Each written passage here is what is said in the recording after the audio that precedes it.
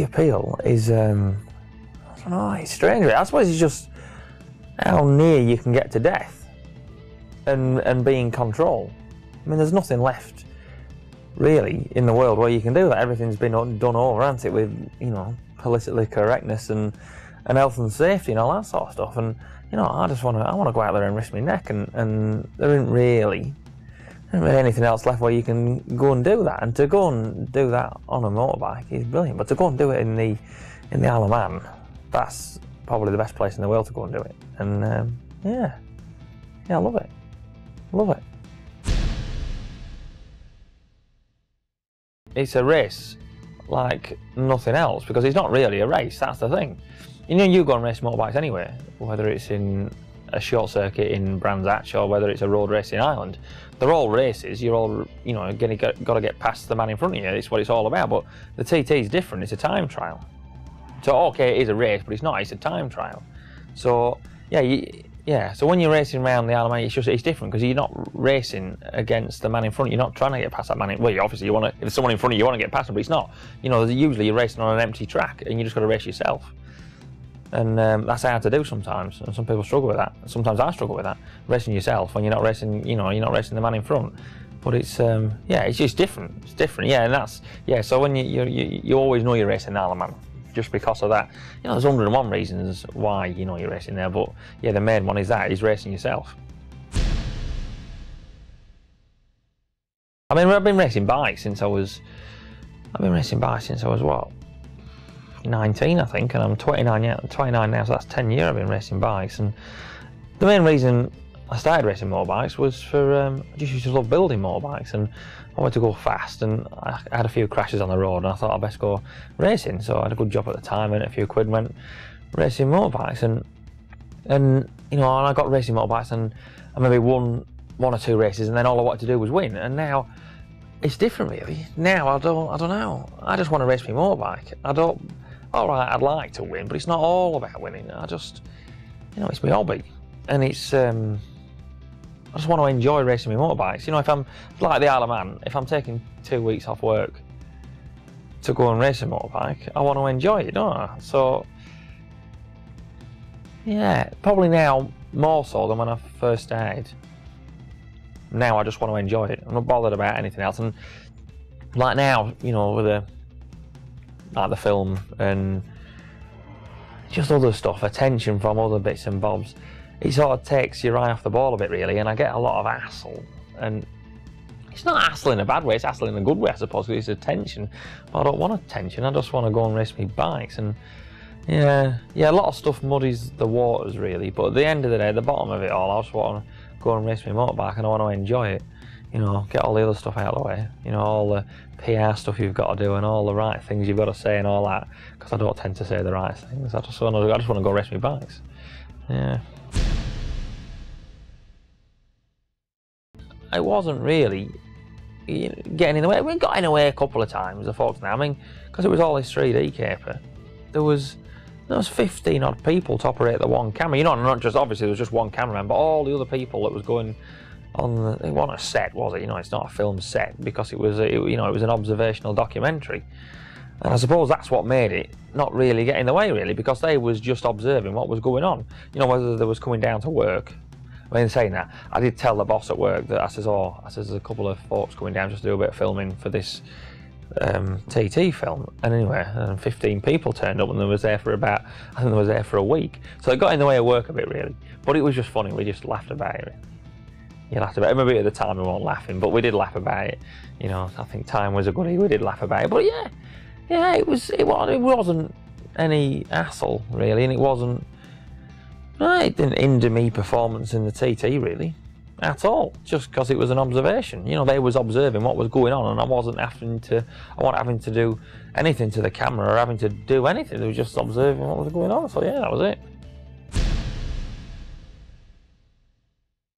Oh, cringed when I saw it. You know, because I wanted it to be a success in some ways, and I wanted it to be a success because the amount of effort that the people involved, the amount of effort that they put in, and you know, there was a lot of passion, a lot of effort that was put into making the film. But then I didn't want it to be a success for me because I didn't want any more attention, and I saw myself on telly. It's all right seeing yourself on telly, but seeing yourself on the big screen, oh my word, you know, it just, yeah, frightened the living daylights out of me. I sat and cringed in the cinema seeing myself on telly, you know, on the big screen. It was, oh yeah. So it was an experience. But I think, you know, I have a big list of jobs to do before you die, and being you know, a film star wasn't one of them. But I suppose I'm not a film star, but I have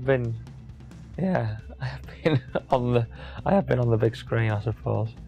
But it's, I suppose it's a box ticked, isn't it? I can move on, and I've learned a lot from doing it. I think I've learned a lot, just, you know, just how other industries work. I mean, I'm a bit blinkered really because I just see how my industry works, and I don't see really how anybody else's. But to see how all that works, and you know, I always thought that if you didn't get your hands mucky at work, you weren't really a grafter. But then seeing them boys work, the film crew, by heck, grafters. You know, it was just good to see how the other side live it. It's good. You see the same people all the time. It's the same people. It wouldn't matter if you go short circuit racing or road racing. You see the same people year in, year out. You know, some people get killed, some people retire, some people, but you know, same old people year in, year out. Obviously, some people change teams that they ride for, so obviously they change colours and all that sort of thing. But other than that, it's a bit like Groundhog Day. People doing the same thing in the same order. But it's good, really. You know where you are. But I just like, you know, I wouldn't want to be in that world full time, not really, because I'm not a professional motorbike racer. A lot of those lads are professionals, and I think, you know, I wouldn't want to be. I just look at those and I think, oh, it scares me to see that is what they do. That's all they do. I mean, they get up on a Monday morning. What do? They go training and then go race bikes at a weekend, and they do the same things week in, week out, and that scares me. Or at least I race motorbikes because it's my hobby. It's not my life. It's not my life. Even though I love it, you know, I still go to work and then just go racing bikes at a weekend. I think it makes me appreciate the motorbike racing a lot more. I think if that's all I did was race motorbikes, I don't think I'd appreciate it. Yeah, I mean, from the outside looking in, if you see, you know, if you see something like the ALLURE TT, where, you know, there's a handful of people get killed every year, and you know, and then people obviously got families and kids and all that sort of care for, you know, you think, what makes them people do? What makes them want to go back and do it? So, you know, from the outside looking in, and obviously you've never been, you know, you've never done it, so you probably think we're crackers, but it's not. It just takes a different sort. It's driven people. Most of us are driven people that go and do that. We all. You know, whether it's, you know, I want to achieve a win. I want to win an ALLURE TT, and when I've done that, it's a box ticked, and I'll move on to my next job. People just keep going back and going because they love it, and I love it. But I just know that if I keep going back, it's going to catch up with you eventually, and you know, because but that's why I do it. I do it because of the danger. So when I've done that, I'll take that box and I'll move on to my next thing. But I want to find something else equally as dangerous to go and do, and there isn't really anything else out there. I race mountain bikes a lot. I put myself through a lot of pain. You know, you're never going to kill yourself with a mountain bike. You put yourself through a lot of pain, but it's pain in different ways. You're putting yourself through physical pain. You know, like you've just got to, you know, like you're doing an endurance race, like a 15-hour push bike race. You just got to try and get your brain to cancel out the pain from your muscles, and it's just different. You know, whereas the TT is. You know, is when you crash, or if you crash, you know, it's gonna hurt or it's gonna kill you. It's a different sort of pain.